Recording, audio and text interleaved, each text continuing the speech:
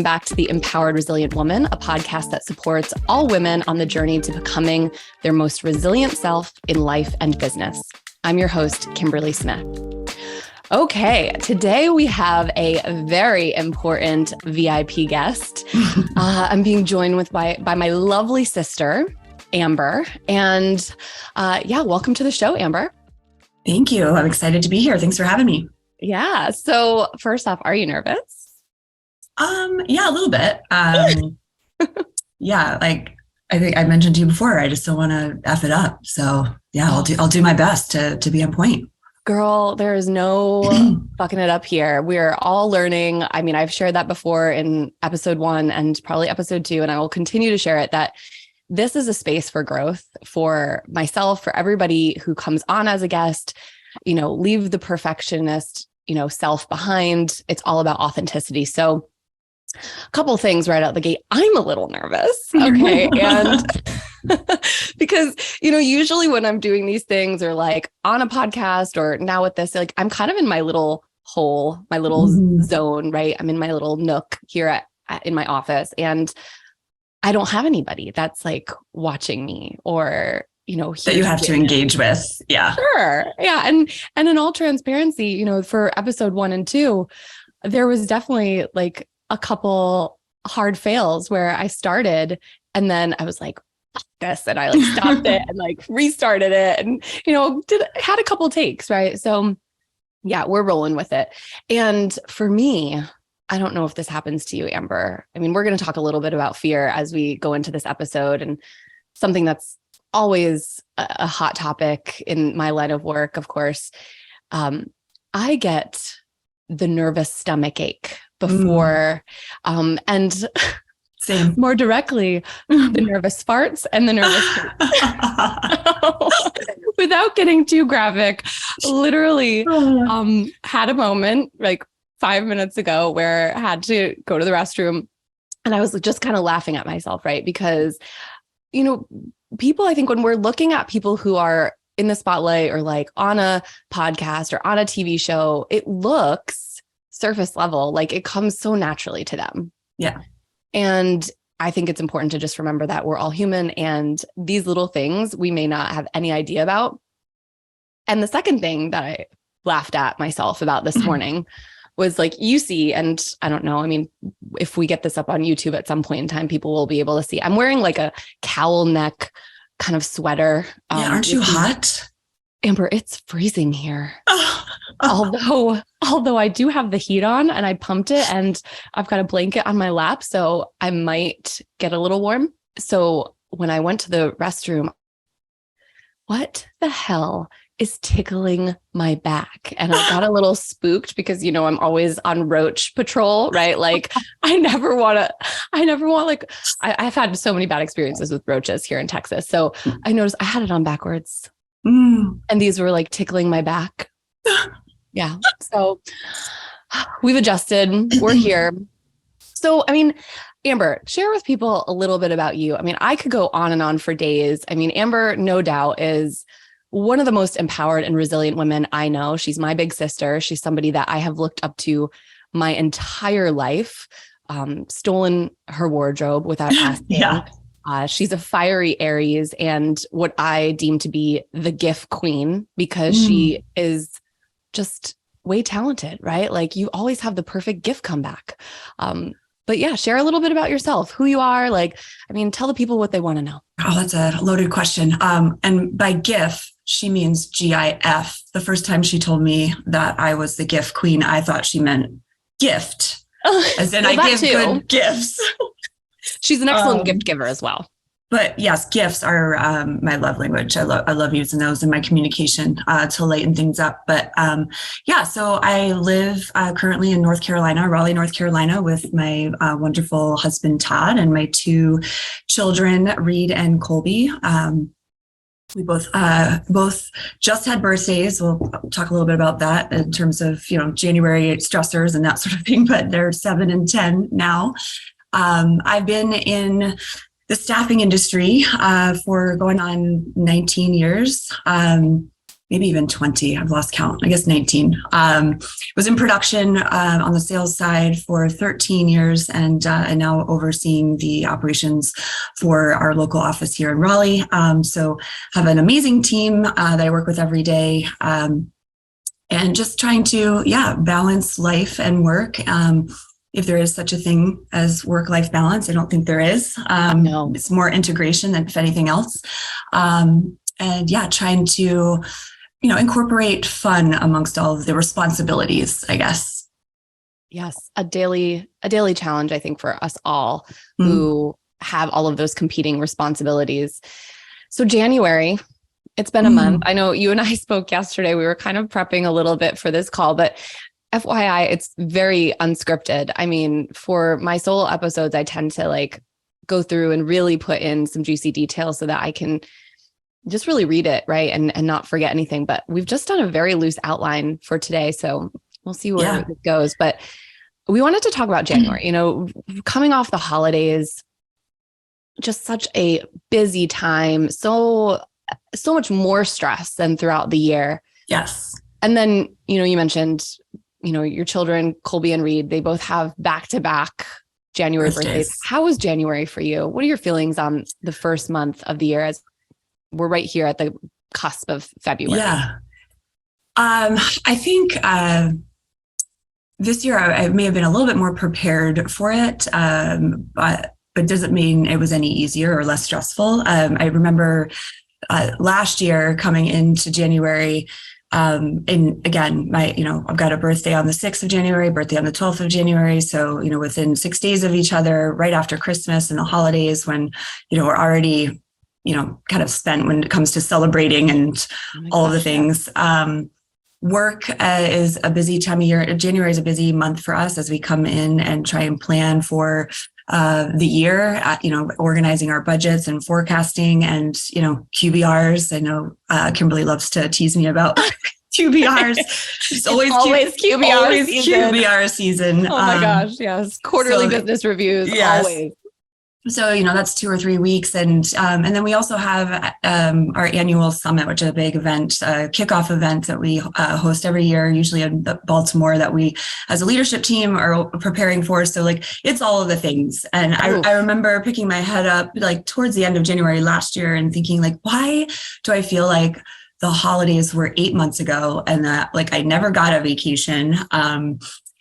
It just, as I put some thought into it, I was it's a busy month. There's a lot going on. And so this year coming into it, I think I was a little bit more mentally prepared for it, which probably allowed me to maybe be a little bit more intentional around my schedule, to try and lighten the load where I could. But it's still a lot. And I feel like this year, we're already here at almost the end of the month. And from a timing perspective, when we think about goals for the year, we only got 11 months left. So, I have to keep that in mind with, some of the goals I am trying to accomplish, make sure that the time doesn't get away from me because here we are, we're already a month in. So true. The time goes by so quickly. And that's a lot. That's a lot to have on your plate. And, I think we all have that, but we just don't ever really realize what other people are going through. And certainly, the staffing industry, I've been in that space myself for a long time. It's a lot. There are so many moving parts. You manage a very big team, 2 different regions. So how are you managing that stress load? How are you trying to kind of keep yourself regulated amidst all of the things happening on the professional side?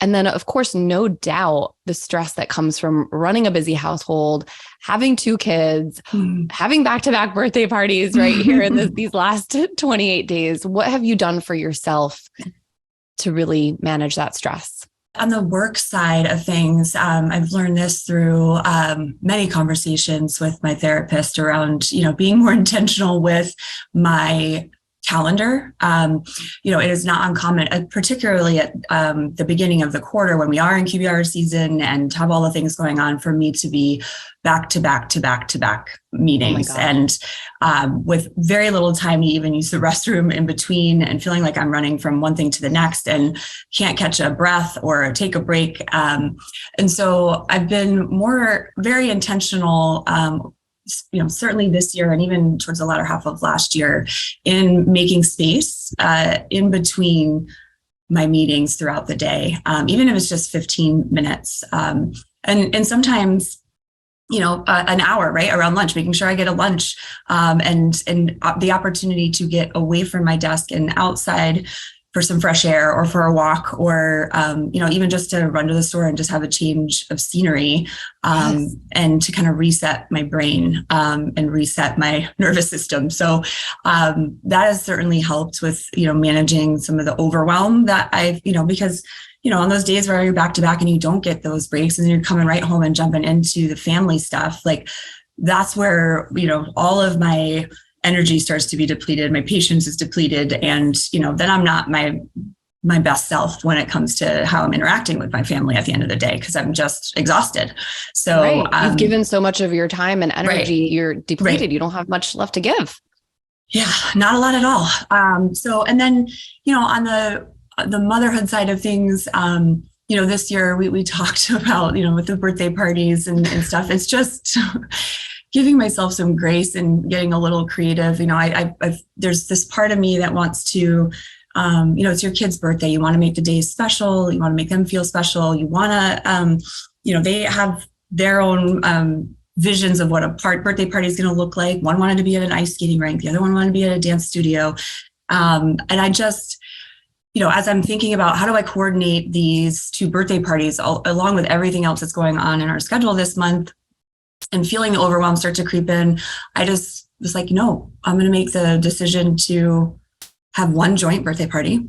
Yep. I'm going to tell them how, they each get to have 2 or 3 friends that they get to pick, and we can go. And we went to Dave & Buster's and they played video games.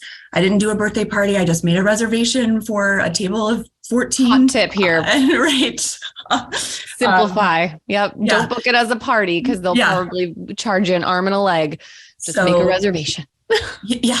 And I just allowed myself to be okay with that and feel, and it immediately I could feel my stress levels kind of going down once I made that decision, because I no longer had to worry about, okay, what day do we have Colby's party? What do we have Reed's party? How are we getting invitations out? Like, it's just too much. So make the decision that's best suits us, not necessarily everybody else. And while still making, the kids happy. In this case, they loved it. 100%.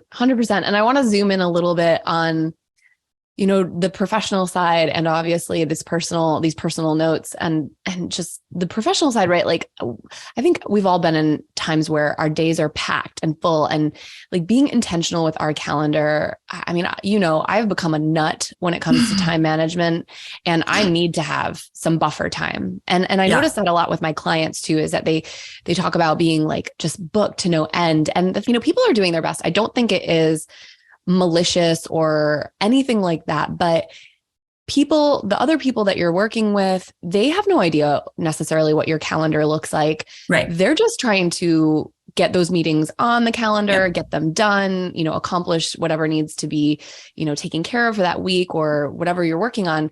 So it is being intentional in the sense that, speaking up, right? And also, just kind of coming back with, that time doesn't work, or I'm going to need to push it to this time. You have to protect that time, because it's easy. In the beginning, when I was trying to do this, I would block off times in my calendar for breaks, and then I would still schedule over them, right? Yeah. Because I knew in the back of my brain that really wasn't a quote real meeting, that I had flexibility there. But then I, ended up right back in the same spot where I was before. So, I am doing a better job, I think. We're not perfect. It's a growth area. It's going to continue to evolve. And if you can't like completely mark that time off, I feel like people are understanding in the sense of, being intentional, yes, with our time management, intentional also with communication, right? Like if somebody can't bump that meeting, then what's the worst that they're going to say if you're like, hey, I'm in back-to-back meetings. I'm not going to be able to get there until 1:15 instead of 1. So feel free to start the meeting and I'll join you when I can. Right. Like at least you're saying that you're not just sauntering in, 15 minutes late. Yeah. But you're letting people be aware of what's happening, and you're either protecting that time or communicating what you need to communicate in order for you to meet your needs, for you to get what you need out of that time and space. I also think too, in some of those cases where you can, in the very beginning of a meeting, and I'm starting to do this as well, say like, I have a hard stop at, and then like, just so there's, because then again, with some of those meetings, things run a few minutes late and then your whole schedule is kind of thrown off if your calendar is tight. So that intentional communication up front is helpful, because then whoever you're meeting with is then aware of your time and hopefully respects that. Yeah, I often will go into conversations and just say, I've got 10 minutes, or somebody's like, oh, can you talk? Sure, I've got 10 minutes or whatever I can really give. So yeah, they're aware of what their time and space is to talk, right? And then we got to cut it, right? And we may have to pick up at a different time. Yeah, the birthday party thing. I'm so happy it's behind us. Birthday season is over. I'm sure. I mean, that's like traumatic. I feel like trying to plan 2 birthday parties. I think that as parents, you mentioned it. You said, we always want our children's birthday to be special. And, these expectations these days about having these massive birthday parties with like, custom cakes and balloon tunnels. Those things are all beautiful. And by all means, like, I would never deter anybody. If you have the capacity to plan a party and the budget and all of that, like, you do you, right? Mm-hmm. But I know that for me, and I mean, I just have one, right? And she's a summer birthday. So usually it's by the pool, right? Simplify, and just really, we've had conversations even with Amelia, where it's hard for her because her birthday is right at the end of the school year. And so a lot of people are taking vacations, like right after, like they're leaving to go on like a summer vacation trip or something somewhere. And so not every year can be this ginormous birthday party bash. I had that same conversation this year with them. I was like, hey, let's just remember that, we will do things to celebrate your birthday and to make it feel special. Like we took Reed to the movies and took him out to dinner, and then took Colby shopping, and, there'll be those things. And sometimes that may just be it. Maybe it's I have 1 or 2 friends over to the house. But yeah, we can't do a big blowout birthday party every single year. Just it's expensive. And then from a timing perspective, it's just really hard given the time of year that we're dealing with here. I wouldn't recommend having back-to-back babies in January.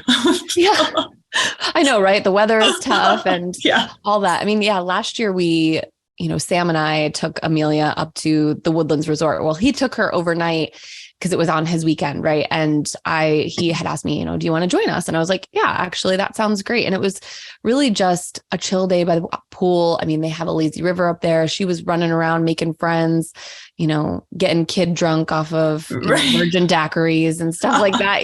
So she had a blast, and that's just it. I think sometimes a lot of the pressure is actually in our mind too. Yes.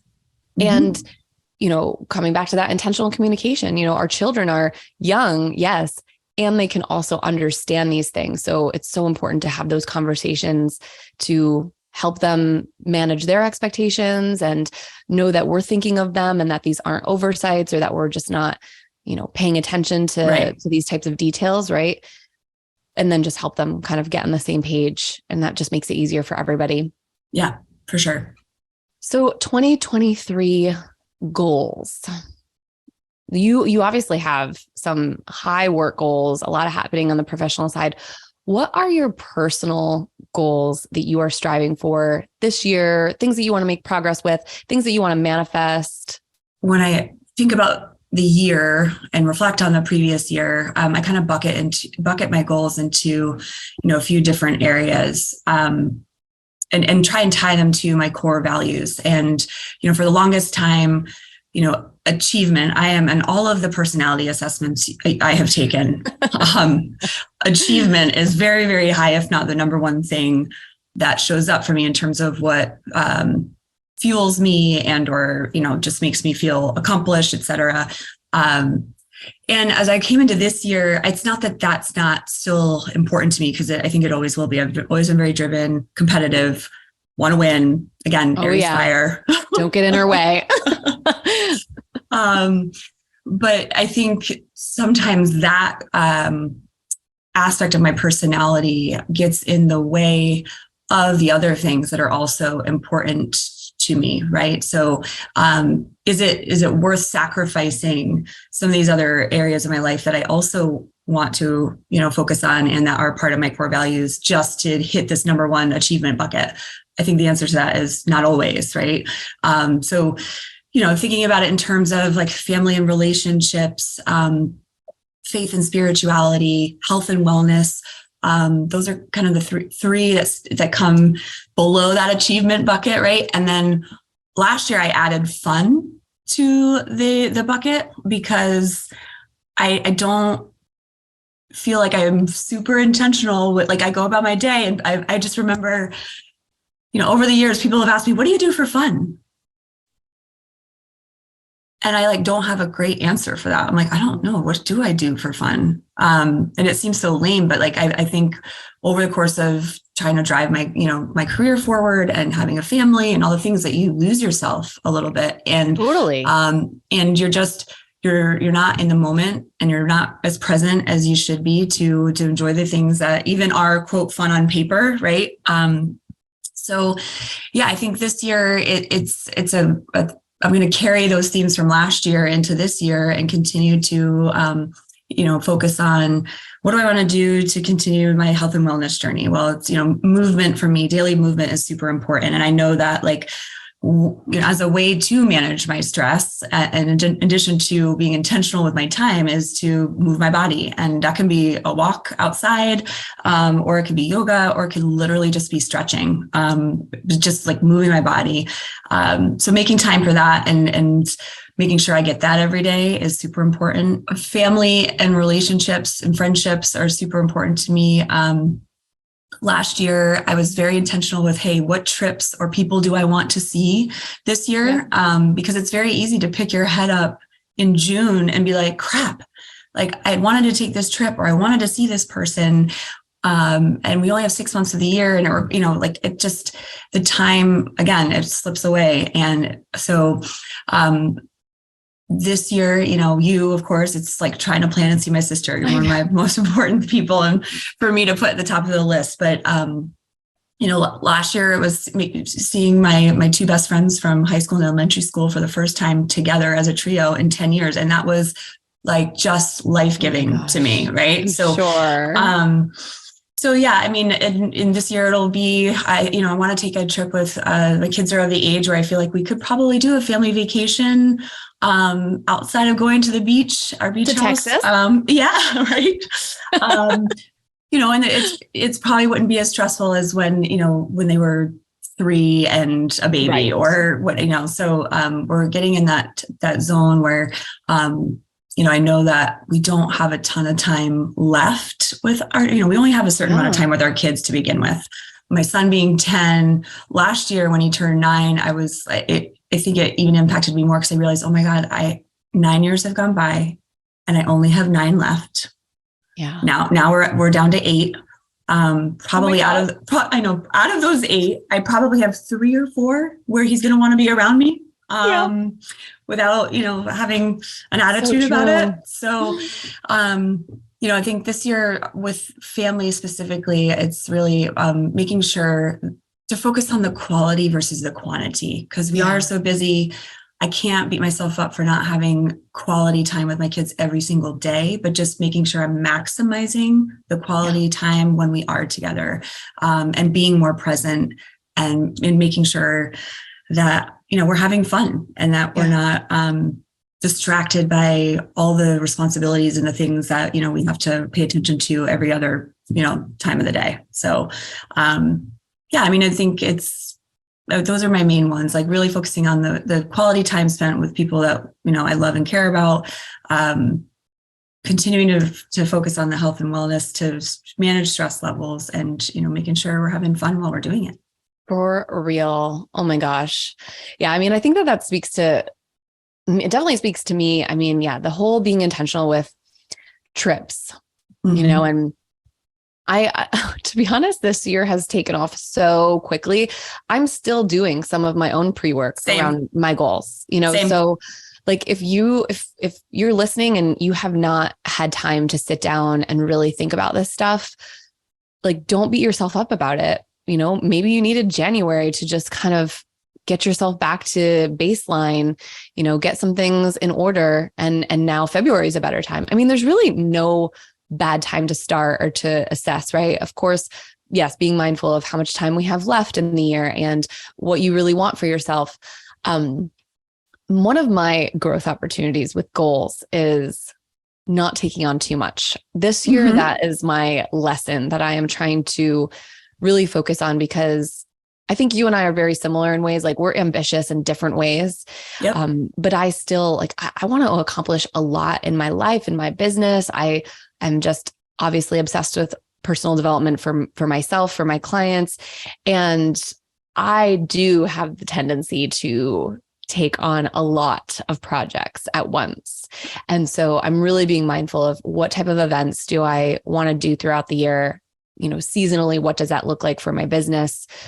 Also, what do I want to work on for myself? I've got a couple courses that, to be honest, are kind of half finished because I've started them and just, not really had time to dedicate. So that is my goal, is to really finish those things and to not put too much on my plate, to really make progress, but do it in a very just easeful way, right? Like I'm always focused on my energy and what I'm bringing to how I feel day to day, and how can I pull back the reins a little bit and just ease that, make things feel easy.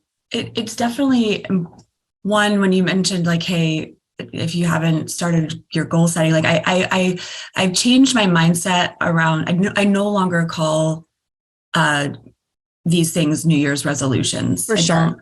I don't like that, because it implies that, you can only do it at the new year, right? You can do any of these things and continue, and your goals will evolve and or change or shift as, things 100%. come up throughout the year. So, and then with the, I tend to outline kind of on paper, just to, again, put my thoughts out there and really be intentional with the around manifestation guide. Right. I would have you. She uses that. Love it. Love it. But yeah, I think the other thing I have to remember, because when I look back at last year and I saw, okay, good, I got to cross a lot of those things off, but there were still things that were on there that weren't crossed off. And I was okay with that too. Because at the end of the day, this guide for yourself, it's a perfect world, we get all of it done, right? But it's not a perfect world. So likelihood of us getting it all done, or getting it all done the way we thought it would get done, it's not going to happen. Right. And at least you have those things written down, because, a lot of times they're so floating around in our head. And I mean, that's why I made the goal manifestation guide, and it has that goal refiner on there so that you can put those thoughts of what you want in the different buckets, the different categories. And then when it's all laid out, you can really see, okay, what do I have the space for this year? What do I want to dedicate? What do I want to start with, right? What feels the most urgent, or something that I just really, really want for myself this year? Right. And then, you can see what's left over and then assess, are these things that I still want for myself? Right. Maybe they are, maybe they aren't. I know that my goals have certainly changed. More than being intentional and just getting through some of my development tasks, right? I also just want to practice. This year, I think, is going to be really about practicing the things that I've learned. I have a lot of, big transition coming up in my life with combining households with, and that feels super triggering and super scary. But also exciting. Right. And for both of us, right? I talked a little bit in the last episode just about how we were kind of on different pages, and things are so much better now, and that we've had some really intentional conversations around how we're both feeling and what our vision is for this. And my goal is to have that transition be as seamless as possible, right? And to remember to have fun and to remember grace, because ultimately, we're both different people. We, respond differently to different things. And so, yeah, there's just a lot of emotions and things to remember in that process when maybe we do feel triggered. So, and then obviously to just create like a wonderful space that feels really authentic and warm for us both. Right. I think that'll be something fun to focus on too, just in this first quarter of like, he's a man, like his space is very,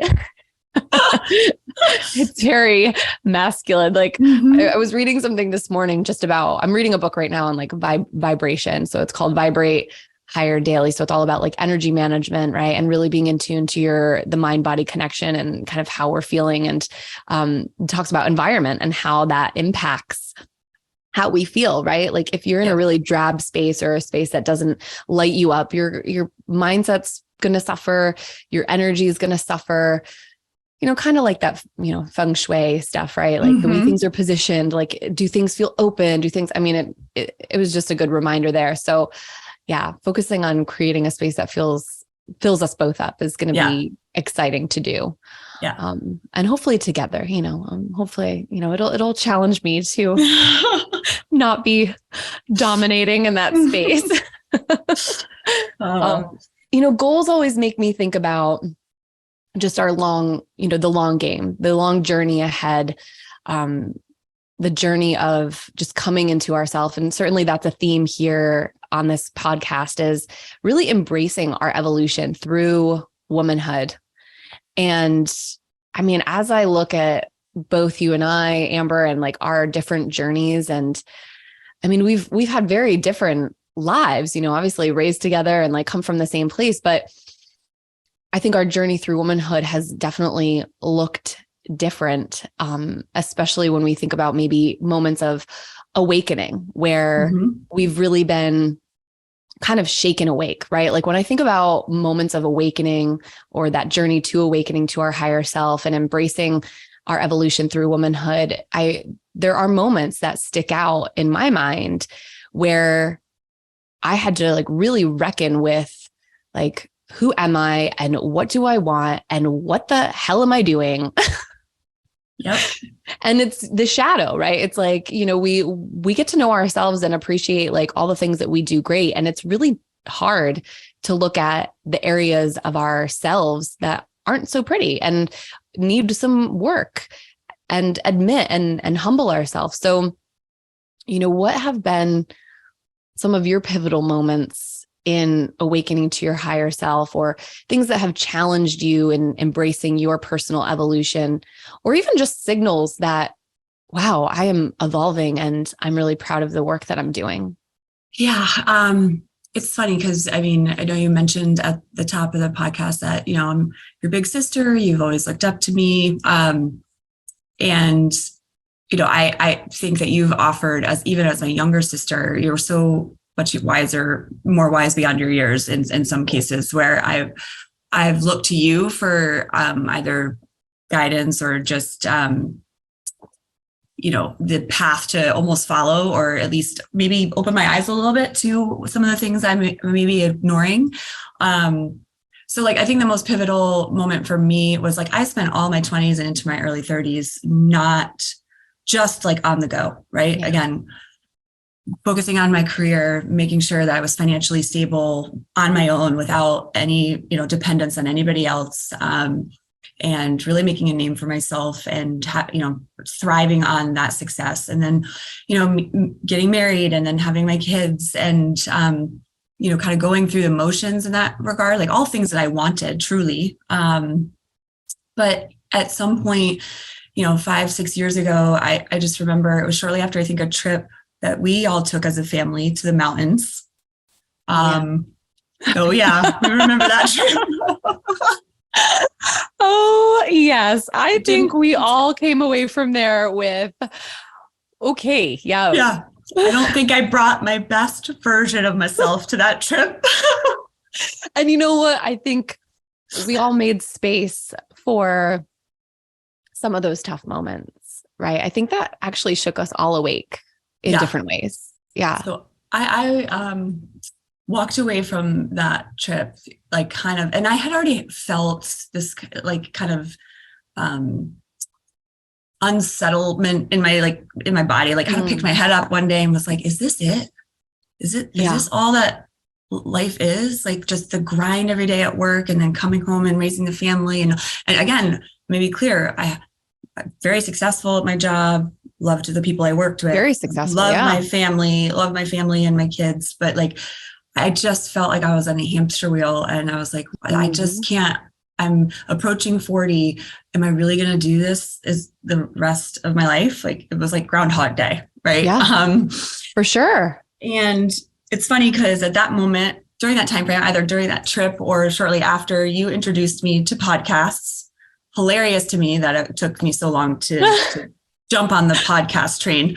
And, you know, that really got me thinking more along this lines of not just professional development, but personal development and personal growth. And, you know, I kind of became a junkie with this type of information that was accessible through podcasts or books. I love to read. And, you know, just it kind of opened my eyes to the possibilities of being a better version of myself. And that, you know, I may have gone to college and gotten a job, but like the learning is not over. Like it never is over, right? Like your personal growth and that journey is really going to happen for your entire life, right? So I had put all of that stuff on hold, really, I feel like, and was just on autopilot and started to, I had to make some decisions around, okay, like, what do I want to do with my job?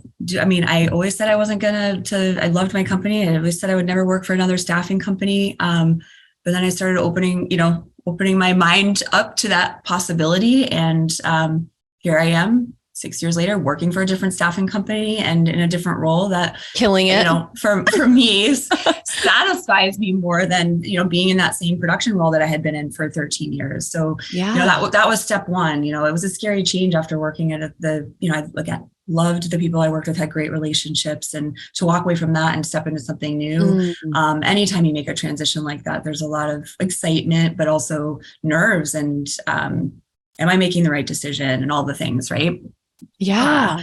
And I, you know, had to take a pay cut, which, you know, there was a certain level of pride that I had in being not necessarily the breadwinner, because both my husband and I do make good money, but, you know, always being the one to make more than him was that competitive edge in you, right? Yeah. But now I was in a situation where I had to admit to myself that yes, while money was still important, it wasn't everything. There were other things that I needed to tap into to make myself happy. And those are some big reflections right there. And I remember that time for you. I know that you weren't happy in your job. And I know that was, you know, and kind of going back to that whole thing I mentioned about the book that I'm reading right now, you know, with your environment, right? When you're not in harmony with like whatever's happening in your environment, and maybe that's at home, maybe that's at work, it's going to cause extra stress in your life, you know? And I think that those are red flags. Those are things that are intentionally calling our attention to them to say, pay attention. This is not working. This needs your time. This needs your focus. And sometimes we see it. Sometimes we don't. Sometimes we resist it, right? Because it's so easy or it feels easier to stay where we are, when in reality, we're just creating more resistance and more friction towards what we ultimately want. I mean, I know that I've been in those situations where I've prolonged my discomfort because I was not willing to try and see things from a different side. You know, and for, you know, you and I have both been very career driven. I relate to everything. And because I was also very focused on, you know, just where we were raised and how we were raised, you know, like we had a single mom of 3 kids, right? Like we came from pretty humble financial backgrounds. Like we definitely were ingrained with the belief that like, if you work hard, you will succeed. Right. So, and as women, right, we feel like we have to work harder than everybody else, right, to earn those same accolades. And, you know, my moment of awakening was similar in the fact that, like, you know, Sam and I had just come back from Florida. I was having a hard time finding my footing here in Houston. professionally had worked for some places that just did not align with my values. And they did not even hold a candle to the breakers where I'd come from, right? Where I'm like on the beach and having these luxury lunches and like, here's, a budget for a Lily Pulitzer dress and like whatever, like it just was so different. And then I was obviously caught in this terrible commute and my marriage was suffering, all the things were just starting to break down. And I think that those are key signs, when things feel like they're being just dismantled around you and you don't necessarily, like there's nothing that you're doing specifically maybe that's contributing to it, but like so many things just feel like they're spiraling out of your control.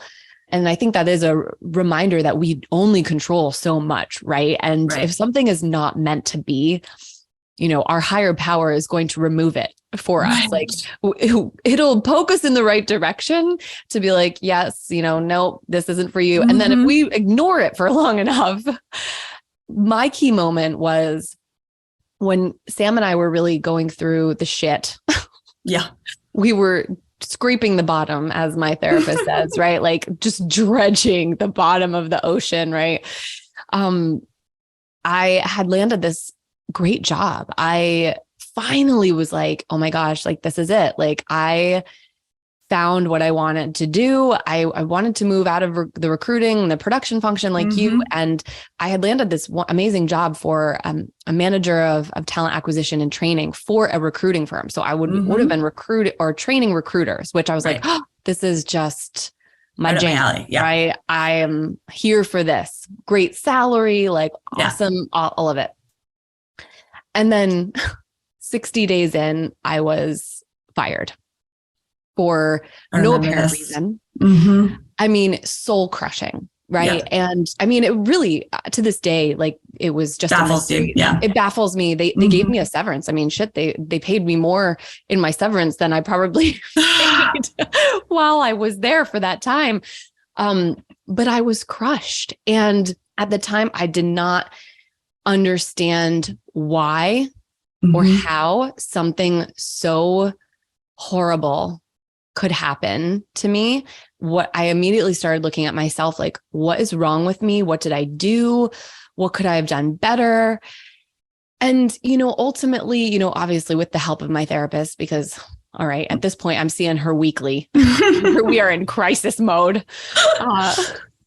I came to really understand, that was an awakening moment. That was a moment where I needed to be shaken awake and told, like, you're not going to ignore all of the things that need your attention at home and put everything, all of your joy into what's happening at work. And that was a pattern in my life. I think that working at the Breakers was such a beautiful place, beautiful people. I mean, there certainly were things that were not perfect there, but I could kind of forget about anything bad or anything. Not that things were bad. Sam and I didn't fight a lot, but it was like, we just weren't being intentional. We weren't having the conversations we needed to have. There was a lot of avoidance happening. And I definitely was on the cusp of doing that again wow, I've got this great new job. I'm going to put everything into it. I'm going to use it as a distraction use it as a positive distraction. Right. And I could not use it as a positive distraction because it is pretty hard to ignore something that large. I mean, it's like layoffs and things like that. I know a lot of people are experiencing that now, and it is hard to see maybe the long game or see what the blessing you to. Yeah. I just actually talked to a friend the other day who was a high-level executive in a customer service organization, and she had a layoff, and she's like, I just did not see it coming. But she's seeing this as an opportunity, right? That is the key, that in these moments, like you went through, like I went through, there's an opportunity there if we can help ourselves see it. And that might mean getting yourself a therapist or finding yourself a coach. I mean, there's a lot of my clients that have had layoffs this past year and taking it as an opportunity to pivot and really be reevaluate. Yes. About the direction that you want to take moving forward. We should probably all be doing this reevaluation of our lives on a more regular basis. But often the only time we do is when one of these big pivotal moments is presented to us, right? Like a layoff or the pandemic, or whatever. Right. I think what it has taught me again is to just never get too comfy and think that you're done with the work, because I still got a lot left to do. Oh, for sure. But yeah, I think there are definitely moments where I pick my head up and be like, wow, I handle that way better than I would have 6 years ago. Yeah. Which speaking of, I mean, these moments bring up a lot of fear. And I mean, I was for sure dead scared when my career was in the shitter. My marriage was, just being held together by a thread. Yep. My sanity as well. There were some dark days there, and, definitely a dark night of the soul where it was really hard to pick my head up. But, how do you move through fear? Because I shared with you just the other day that I don't think Amber is scared of anything. I mean, I cry. I will cry when I'm straight up fearful or caught in like a mental spiral. I don't think I've ever witnessed you in a moment of fear. Yeah, I laughed when you said that the other day. I think maybe my fear, at least in the past, if we use the mountain trip for an example, right? Sure, let's go back there. Let's zoom in on that one. Yes. I think fear can show up in order to grow, in order to get to where you want to go. You need to be in the uncomfortable place for a little bit before you get to the other side where you're reaching that goal, or there's some growth that comes with it, right? And you got to ride the dragon through the discomfort. Yes. And so, as of late, that's kind of been my, one of the go-to things that I have to think about is like, hey, if I'm facing something that's uncomfortable, or if I'm not looking forward to it, or I'm procrastinating because I don't feel comfortable or don't feel as fearless as I'm with other things, then it's just that, hey, you got to push through anyway. If what you really want is on the other side of that discomfort, then you're going to have to push through anyway. So 100%. It doesn't make it easy. Definitely not. But again, like when we're thinking about the easier path here, and I say that a lot, like take the easier path, we think it's easier to avoid things, and it is not. The avoidance is not helping you grow. It's not taking you closer to where you want to be. It's actually, I think, heightening that fear, and it's more exhausting. It's exhausting. You have to work just as hard or harder to stay in that. It's just to stay in that place of quote comfort. Than you would to have to move through. It just looks different. And because it looks different, it's not, the norm. That's what we shy away from. Yeah. And people will say, I think a lot of us have probably heard, like, this comes up for me because in yoga class, sometimes they'll say it, right? Like, find the comfort in the discomfort of life. And yes. And also, I think that also gives us kind of this false expectation that we're going to then eventually be comfortable where we're uncomfortable. The thing is, I find of getting used to being uncomfortable. We are so avoidant, or like, we don't want to be uncomfortable at all. We've gotten used to just like, oh, well, I should be comfortable at all times. No, discomfort. This should be easy. Right. This should be, discomfort is a part of that growth process. It is part of the journey. And it does get easier as you practice, right? But I think the expectation should be that just some things are uncomfortable. Yeah. And that's not a bad thing. It may be hard, feel uncomfortable, but it's not a bad thing. Ultimately, it is a positive thing. My fear definitely manifests in more of a psychological way. And, I really struggle with or an area that I've had to do a lot of course correcting work is my inner dialogue, right? And the catastrophizing of like the stories that I'm telling myself. And like, really, it takes me out of the present moment. So when I feel fearful of the unknown, because ultimately that's what it comes down to, is wanting to control things and feeling out of control, right? So I have to really ground myself in the present and remember to, really shut off that noise and shut off that faucet of like alternative stories or timelines that are like whatever movie script I'm writing in my head, to really halt that and move myself into a deeper place of trust. I've talked about surrendering and like what a gift that is to really just let go.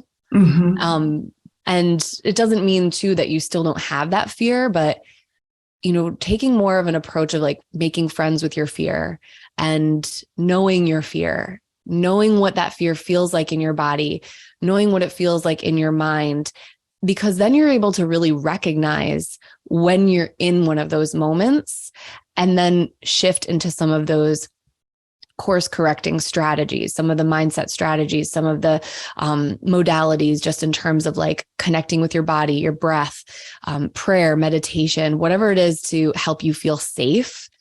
And that has helped so much. And I feel like I've gotten so much better with not letting myself go down that spiral to the bottom, right? Doesn't mean I don't go down it a little bit. But catching myself and really bringing myself back to reality, recognizing it, acknowledging it. I think this idea of like kind of talking to your fear or talking to that inner voice as if it's some separate entity of its own, right? There's somebody I talked to recently where she named her inner dialogue, and it was some ridiculous, funny name like Betsy. And she was like, all right, listen, Betsy. One of my clients named her as Regina, like the mean girl from Mean Girls. Which great.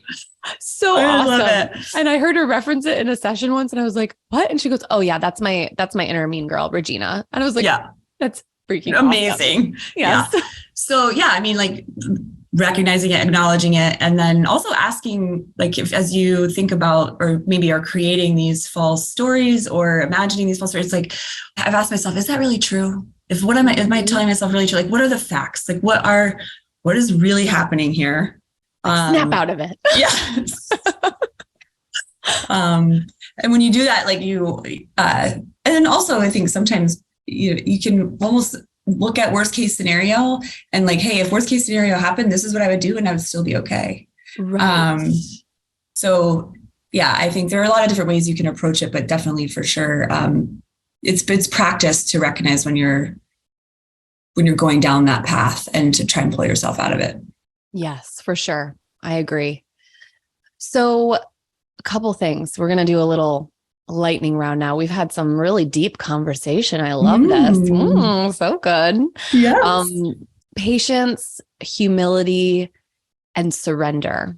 These are 3 words, 3 things that I've really latched onto in my journey. And I feel like really contribute to being in that empowered and resilient state.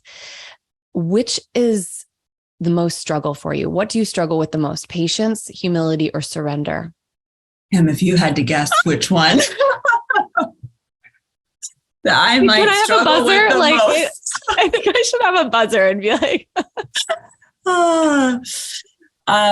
for sure, patience. I mean, the surrender one, it can be hard too, but I think that one feels like it comes easier to me than patience, and patience in a lot of different ways, right? And just my overall tolerance or patience for the things that are happening around me potentially, or the patience to, get to like, hey, it's going to take some time to get where I want to go. So being patient through that process, right? Or reminding myself that certain things don't happen overnight.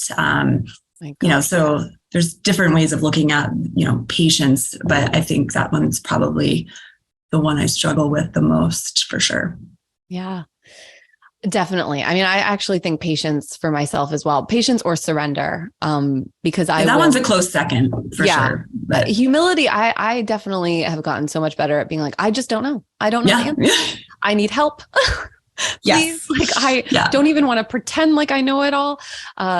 Surrender, has been just letting go of that control and realizing when I've done enough and can release and let go. And that's a constant practice. What does it mean to you to be resilient?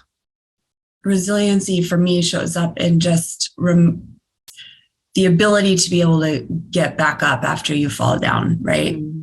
Even if it's over and over and over again, and that can look different across different areas of your life, right? And reminding yourself that I am strong enough to pick myself back up again and get to the other side. I may not want to all the time. It may be hard, but that resiliency to keep on going and to learn from our mistakes and grow from them, using it as a growth opportunity to do things differently or to look at things differently or what have you, just always being open to growth and having that willingness and ability and strength to keep pushing forward despite the challenges that we face all of the time. For sure. What do you love about being a woman? One of the things I love is that I offer different perspectives than maybe my male counterparts. Doesn't mean I don't learn from them and that they have perspective that maybe I didn't think about, but I think the ability to be able to tap into, both the business side of things and the empathy piece of it and the people part of things, and not looking at it from just a straight number standpoint, for instance. Right. I think it's helped me become a great leader. I think that's why I am a good leader to my team, is because I am able to touch both pieces of that and bring a different piece to the table than my male counterparts, for instance. And, we're emotional beings, and I think that's okay. Oh, absolutely. I mean, Amber Buckner for president. I do think that we need a female, like somebody, who has led people, organizations, I mean, imagine what that would do for our nation, but that's a whole nother podcast episode. Yes. What are you reading right now? What are you listening to right now? Do you have a favorite show? I mean, any of this stuff. I mean, what's like that? I'm always reading. I'm typically reading some fiction. Yeah, I'm reading fiction while also listening to something at the same time. That way I can always be, like I said, I'm kind of like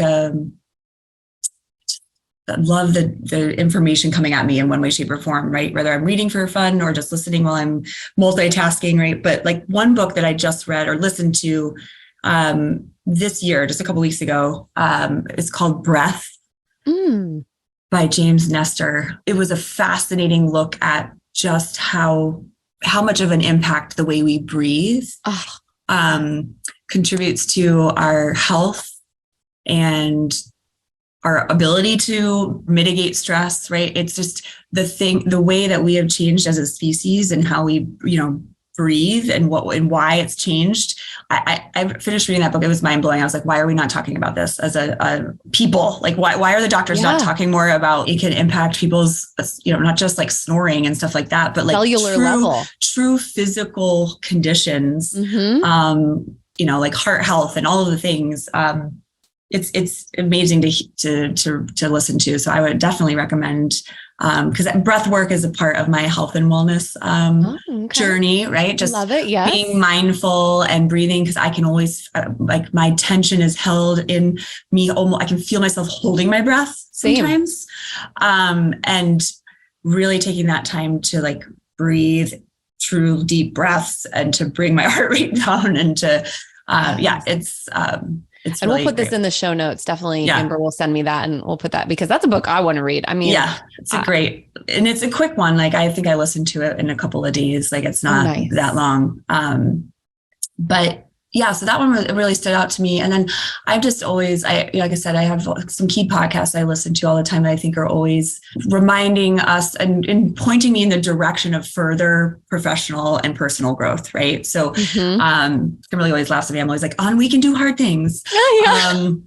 But like that podcast, it always points me in the direction of different thought leaders and just new voices that I'm always wanting to kind of dive into and hear more from. So, but yeah, I'm always reading, but that breath book is probably the one top of mind for me right now, because I just finished it.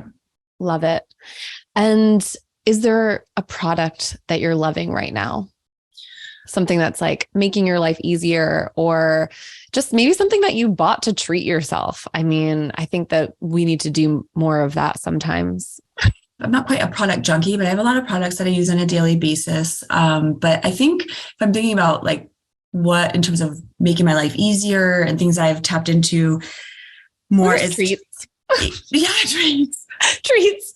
I just bought some lip gloss. Actually, shout out to Shania, because I used to, you know me, I used to be a total makeup nerd when I was like a kid. Actually, people may not know that. I would spend all of my allowance on Avon. Oh my God. Well, let me tell you what, Kimberly, I'd probably still have a unibrow if it weren't for you. I did help Amber get her unibrow situation sorted. And I think I was about in 6th grade. I was in 10th grade, and she looks at me and she goes, what is happening right now? And she's like, we have got to get rid of this. We're going to fix this. Yeah. We're going to get you home. Right. Yeah. Yeah. But I don't have a lot of like lip glosses anymore. I feel like they've all gone to shit, and I've had to like throw them out. And yeah, so I just ordered like a 3-pack of these like plumping ones from Tarte. I'm really excited. And of course, I'm so used to getting everything via Amazon, but this I ordered on the Home Shopping Network. No, you didn't. Yes. So QVC. And it is still not here. And I am, again, a practice of patience. I ordered it like a week and a half ago, and I've been tracking it every single day. I'm just like, all right, relax, surrender, calm. Oh my God.